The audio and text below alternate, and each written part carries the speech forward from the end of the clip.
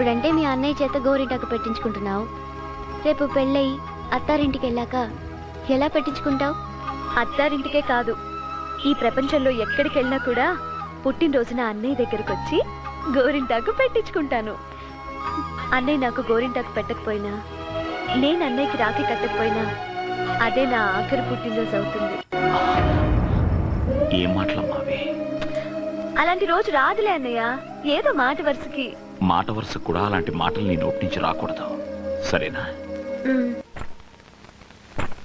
నాకు ఈ పెళ్లి ఇష్టం లేదన్నయ్య.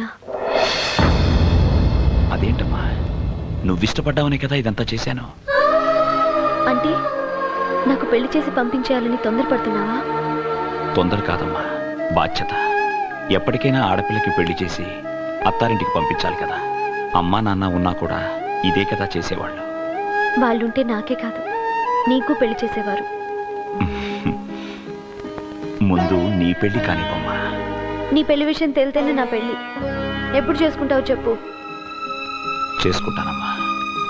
నేను నిన్నెంత ప్రేమగా చూసుకుంటున్నానో, నాకొచ్చే భార్య కూడా నిన్నంత ప్రేమగా చూసుకోవాలి.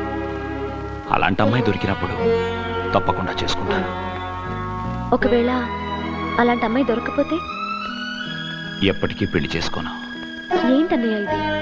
ఎప్పుడు నా గురించి, నా సంతోషం గురించే కానీ నీ గురించి ఎప్పుడు ఆలోచించవా? నా అన్నయ్య సంతోషంగా ఉండాలని నాకు మాత్రం ఉండదా? నా గురించి నువ్వు జీవితాంతం పెళ్లి చేసుకోకుండా ఉంటే నాకెంత బాధగా ఉంటుంది. పిల్లలు పుడితే వాళ్ళు చనిపోతారని తెలిసి కూడా అమ్మా నాన్న మనకి జన్మనిచ్చారు. ఎందుకు? మన వంశం పెరిగి పెద్దదవడం కోసం. వాళ్ళ కోరిక తీర్చడం నీ బాధ్యత కాదా?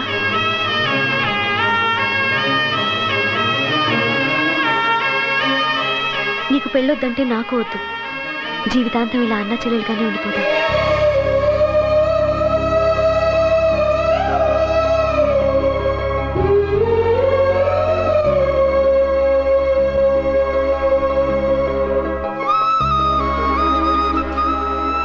అలాగేనమ్మా, నీ ఇష్టం. నువ్వే అమ్మాయి మెళ్ళో తాళి కట్టమంటే ఆ అమ్మాయి మెళ్ళో తాళి కడతాను, సరేనా?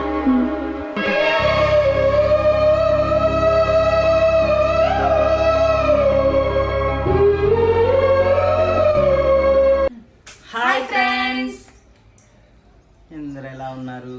బాగున్నారా? బాగున్నారని అనుకుంటున్నాము. సో చాలా రోజుల తర్వాత మా యొక్క సీన్ వచ్చింది అన్నా చెల్లెళ్ళ కాంబినేషన్లో. ఇప్పుడు దాకా మీరు మమ్మల్ని ఒక మంచి కపుల్గా చూసుంటారు, జోడీగా చూసుంటారు.